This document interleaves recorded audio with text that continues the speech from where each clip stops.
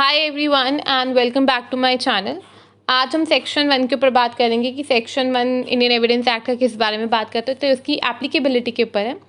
Point number 1 is Indian Evidence act हमारा whole of India पे apply होता है including Jammu and Kashmir after the abrogation of article 370। Okay, second point ये आपका सिर्फ जुडिशियल प्रोसीडिंग्स पे लगता है। इंडियन एविडेंस एक्ट जो है खाली जुडिशियल प्रोसीडिंग्स पे ही अप्लाई होता है, नॉन जुडिशियल प्रोसीडिंग्स पे अप्लाई नहीं होता है। और जो आपकी टर्म है जुडिशियल प्रोसीडिंग वो आपकी इंडियन एविडेंस एक्ट में डिफाइन नहीं है, वो आपका सीआरपीसी में डिफाइन है। सेक्शन 2 क्लॉज आई में जुडिशियल प्रोसीडिंग्स डिफाइन करा गया है। अगला पॉइंट, ये वैसे तो हमारे कोर्ट मार्शल्स पे भी अप्लाई होते हैं इंडियन एविडेंस एक्ट, बट जब आपकी कोई नेवी के कोर्ट मार्शल की बात होती है या आर्मी के कोर्ट मार्शल्स की बात होती है तो वहाँ पे हमारा अप्लाई नहीं होता है। ठीक है, देखिए आपकी एबीआर एक्ट में लाइन लिखी हुई है, Indian Evidence Act applies to court martial. ये अप्लाई होता है कोर्ट मार्शल्स पे except court martials convened under. कुछ पर्टिकुलर हमारे एक्सेप्शंस हैं जिन कोर्ट मार्शल्स पे हमारे इंडियन एविडेंस एक्ट अप्लाई नहीं होता, जैसे कि आर्मी एक्ट हो गया, नेवल डिसिप्लिन एक्ट हो गया, ठीक है, या आपका इंडियन नेवी एक्ट हो गया 1934, या एयरफोर्स एक्ट हो गया। इन पे हमारा ये इंडियन एविडेंस एक्ट अप्लाई नहीं होता है। Next point, Indian Evidence act हमारा एफिडेविट पे भी अप्लाई नहीं होता है। अब एफिडेविट क्या है? बेसिकली ये कोर्ट की डिस्क्रिशनरी पावर होती है। कोर्ट चाहे तो इसे कुछ सर्टेन सिचुएशंस में, सर्टेन प्रोविजन में हम इसे एडमिट कर सकते हैं, इसको ले सकते हैं, अदरवाइज नहीं ले सकते।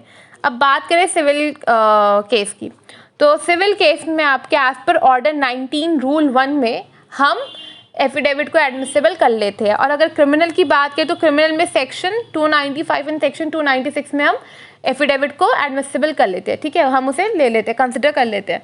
बट अदरवाइज एफिडेविट जो है वो हमारा कंसिडर नहीं होता एज एविडेंस। बट ये याद रखिए, एफिडेविट जो हमारा हम नहीं इंडियन एविडेंस एक्ट में अप्लाई करते, ये एब्सोल्यूट नहीं है। ठीक है, ये एब्सोल्यूट नेचर का नहीं। अगर एब्सोल्यूट नेचर का होता तो सीआरपीसी और सीपीसी में भी इसका प्रोविजन नहीं होता। बट सीपीसी में ऑर्डर 19 रूल 1 में एफिडेविट हो सकता है और सीआरपीसी में 295 और 296 में हो सकता है।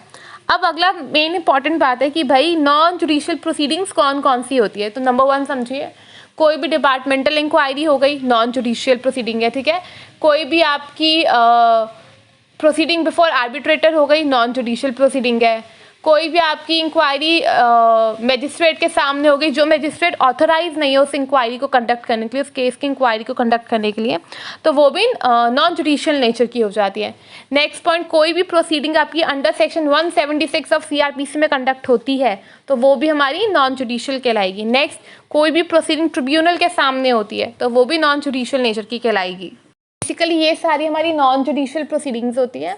ठीक है, सेक्शन 2 जो है वो आपका रिपील्ड हो गया था एज पर रिपीलिंग एक्ट 1938, तो सेक्शन 2 आपको नहीं पढ़ना है। एंड या that is up for the video. Section 1 and section 2 I hope clear होगा। सेक्शन 2 तो हमें पता है रिपील हो गया है 1938 की एक्ट के अकॉर्डिंग। ठीक है, सेक्शन 1 आई गेस क्लियर होगा। डिस्क्रिप्शन बॉक्स में again I am going to provide a link for the notes कि आपको पॉइंटर्स मिल जाए, सो दैट एक फटाफट हमारा जिसमें रिवीजन हो जाता है। So yeah, that is the further session and thank you. Bye bye.